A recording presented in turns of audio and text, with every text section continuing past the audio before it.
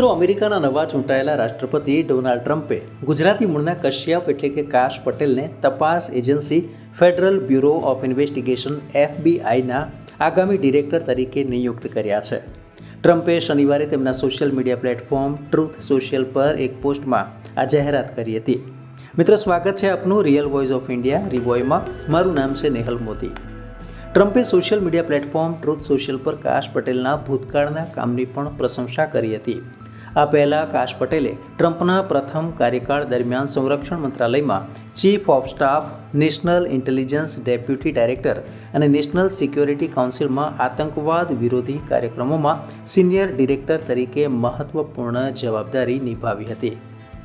મિત્રો, કાશ પટેલને અમેરિકાનો પહેલો ફાઇટર ગણાવતા ટ્રમ્પે કહ્યું કે મને ગર્વ છે કે કશ્યપ એટલે કે કાશ પટેલ FBIના આગામી ડિરેક્ટર તરીકે કામ કરશે.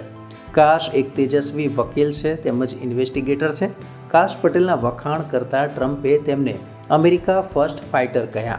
ટ્રમ્પે કહ્યું કે કાશ પટેલે તેમની કારકિર્દી ભ્રષ્ટાચારનો પર્દાફાશ કરવા ઉપરાંત ન્યાય અને અમેરિકન લોકોની રક્ષા કરવામાં ખર્ચી છે. ટ્રમ્પે કહ્યું કે અમેરિકામાં વધતા ક્રાઇમ રેટ, ગુનાહિત ગેંગ અને સરહદ પર થઈ રહેલા માનવ અને ડ્રગ્સ સ્મગલિંગ જેવા ગુનાઓ સાથે કામ કરવા માટે કાશ પટેલને આ જવાબદારી સોંપવામાં આવી છે. મહત્વપૂર્ણ છે કે કશ્યપ પટેલે અગાઉ પણ અમેરિકા માટે અનેક જાસૂસી મિશન પાર પાડ્યા હતા. વર્ષ 2020માં સિરિયાની રાજધાની દમાસ્કસમાં અમેરિકા દ્વારા એક ગુપ્ત મિશનનું આયોજન કરવામાં આવ્યું હતું, જેનું નેતૃત્વ કાશ પટેલે કર્યું હતું.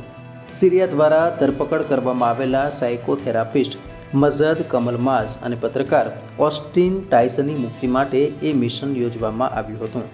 તો મિત્રો, આ કાશ પટેલ એટલે કે કશ્યપ પટેલ કોણ છે, તેનો ભૂતકાળ શું છે અને કેમ તેની પસંદગી કરવામાં આવી તે પણ જાણવું ખૂબ જ રસપ્રદ બની રહેશે.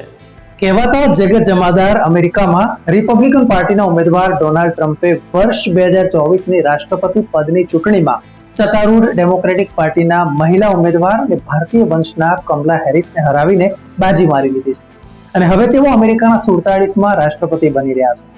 કુલ 538 ઇલેક્ટોરલ કોલેજ વોટમાંથી જીતવા માટે 270 વોટની જરૂર હોય છે અને તેની સામે ડોનાલ્ડ ટ્રમ્પને 312 સીટો મળી છે. બીજી બાજુ રિપબ્લિકન પાર્ટીના કમલા હેરિસને 226 ઇલેક્ટોરલ વોટ મળ્યા છે. આમ વર્ષ 2016ની જે ઘટના હતી તેનું પુનરાવર્તન કહી શકાય તેવી સ્થિતિનું નિર્માણ થયું છે.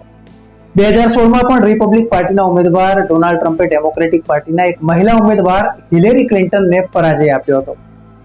નમસ્કાર મિત્રો, રિયલ વોઇસ ઓફ ઇન્ડિયામાં આપનું સ્વાગત છે. મારું નામ છે નેહલ મોદી. મિત્રો, 2016માં ડોનાલ્ડ ટ્રમ્પે 304 સીટ જીતી હતી, તો હિલેરી ક્લિન્ટનને 227 સીટ તેને ફાળે આવી હતી. 2024ની હવે નવી ટીમ માટે નવનિર્વાચિત પ્રમુખ ડોનાલ્ડ ટ્રમ્પે અત્યારથી જ પોતાની કેબિનેટમાં ઉચ્ચ પદે કોને નિયુક્ત કરવા તે માટેની કાર્યવાહી શરૂ કરી દીધી છે અને તેમાં જે કેટલાક નામો ચર્ચામાં છે તેમાં ખાસ કરીને જેમી ડિમોન, સ્કોટ બેસેન્ટ, સુસી વિલ્સ અને જ્હોન પોલ્સનના નામ સૌથી આગળ ગણાય છે. પણ આ બધામાં સૌથી વધુ આશ્ચર્યજનક નામ હોય તો તે છે ગુજરાતી એવા કાશ પટેલ.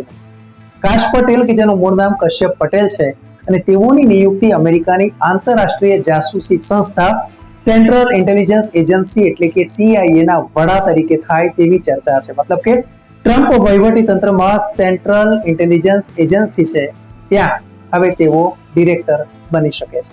તો મિત્રો, હવે આપણે કાશ પટેલનો પરિચય આપીએ. કાશ પટેલ ભારતીય મૂળના છે. કશ્યપ પટેલના માતા પિતા મૂળ વડોદરા ગુજરાતના વતની હતા. તેઓ પહેલા ઈસ્ટ આફ્રિકા જઈને વસ્યા અને ત્યાર પછી 1970માં ત્યાંથી અમેરિકા આવીને વસ્યા. કશ્યપ પટેલનો જન્મ 25 ફેબ્રુઆરી 1980ના રોજ ગાર્ડન સિટી ન્યુયોર્ક ખાતે થયો હતો. કાશ પટેલે તેઓને અંડર ગ્રેજ્યુએટ તેમનો જે અભ્યાસ છે તે યુનિવર્સિટી ઓફ રિચમન્ડમાંથી કર્યો અને પછી યુનિવર્સિટી ઓફ લંડનમાંથી તેમણે લોનો ઉચ્ચ અભ્યાસ કર્યો, ગ્રેજ્યુએશન પ્રાપ્ત કર્યું. ધીરે ધીરે વકીલ તરીકે તેમણે નામના મેળવી અને લગભગ 9 વર્ષ સુધી પબ્લિક ડિફેન્ડર તરીકે કામ કરી ખોટી રીતે ફસાવવામાં આવેલા અનેક આરોપીઓને તેમણે છોડાવ્યા. તો બીજી બાજુ અલ કાયદા અને ISIS સાથે સંલગ્ન તેવા અનેક લોકોને તેમણે જેલ ભેગા પણ કરાવ્યા હતા. ત્યાર પછી તેઓને જસ્ટિસ ડિપાર્ટમેન્ટના લાયઝન ઓફિસર તરીકે ગ્લોબલ કાઉન્ટર ટેરરિઝમ ઓપરેશન્સમાં કામ કર્યું.